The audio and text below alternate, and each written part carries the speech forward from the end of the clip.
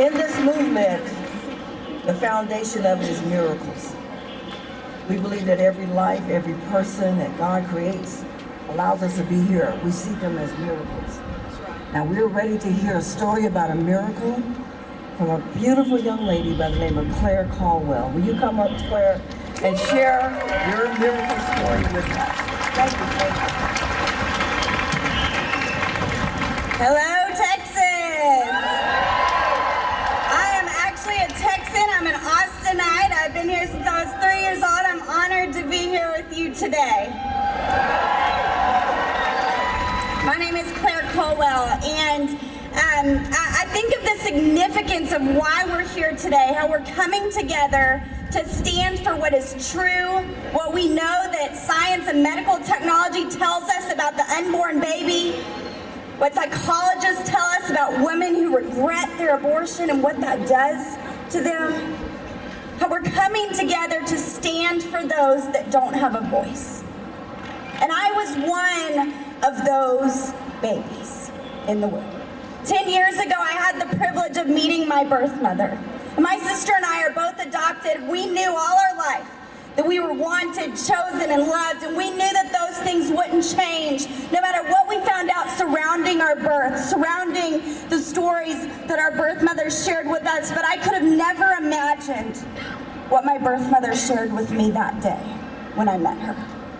My birth mother looked me into the eye and with tears and a deep, deep pain that is indescribable, she shared with me about being pregnant at 13 years old. She talked to me about how her mother told her that her only choice was to have an abortion. In fact, that abortion would empower her. It would solve her problem, but it didn't. A few weeks later, she went and she had that abortion. And she had an abortion, a D&E dismemberment abortion at 20 weeks. It didn't solve her problem. In fact, she went back a few weeks later and they realized that her belly was still growing and that she was still pregnant because she had been pregnant with twins, and I had survived my birth mother's abortion.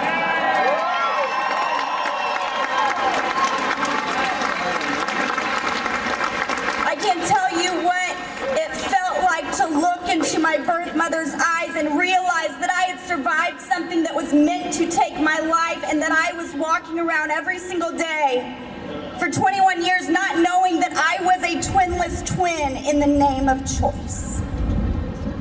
But I am here today, and I am so empowered and encouraged by you being here because you are fighting for me. You are marching for me.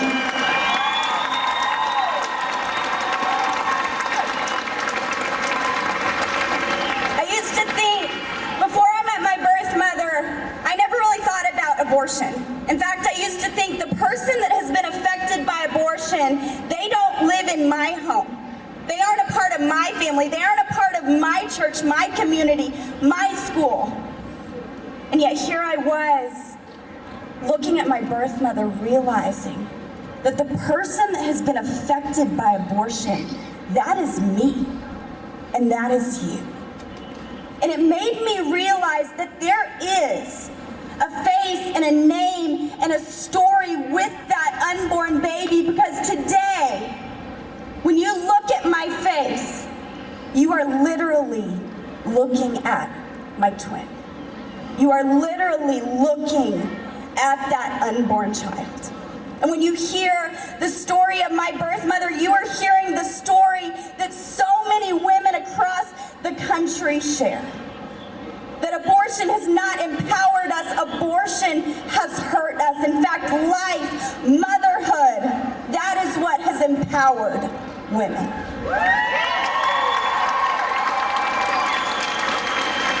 And when you look at my face, the face of my twin, you are able to see the hand of God. My family is here today with me, and it's so incredible to be able to stand here and look at them. Because my parents who adopted me, they made me go from unwanted to wanted.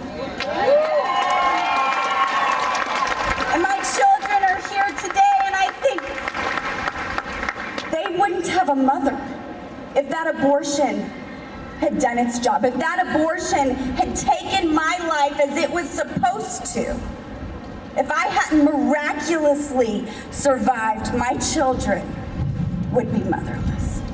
That is the reality of what abortion does, not only in my life, has done in my life, but has done in hundreds of thousands of families across this country.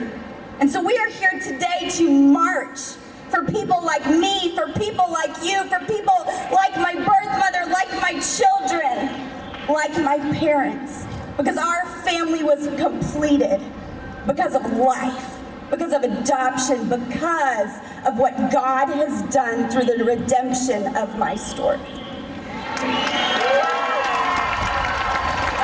When I met my birth mother, I had a choice to make. I could either be angry and upset, or I could choose to forgive her. And I looked at my birth mother that day, and I knew that my God had already forgiven her. And so I chose that day to forgive her too, and to come out here day after day all across the country and proclaim what God says about life to be true. And I'm encouraged that you are here to stand with me today and boldly proclaim that truth. And I would encourage you to take that home with you, men and women. Take that home with you and stand for life, stand for truth, stand for your faith.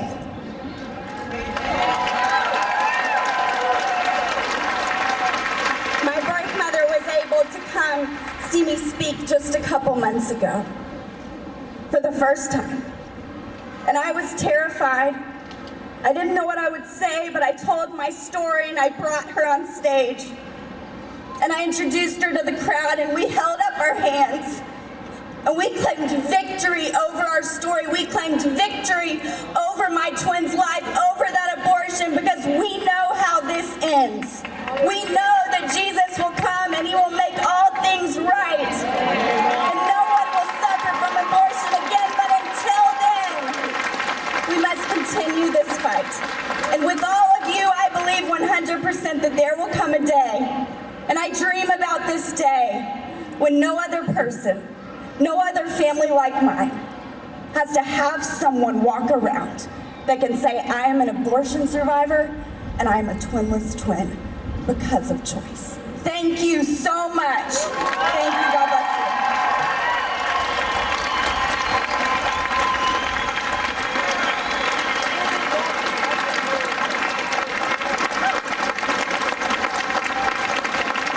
What a powerful testimony. What a powerful testimony.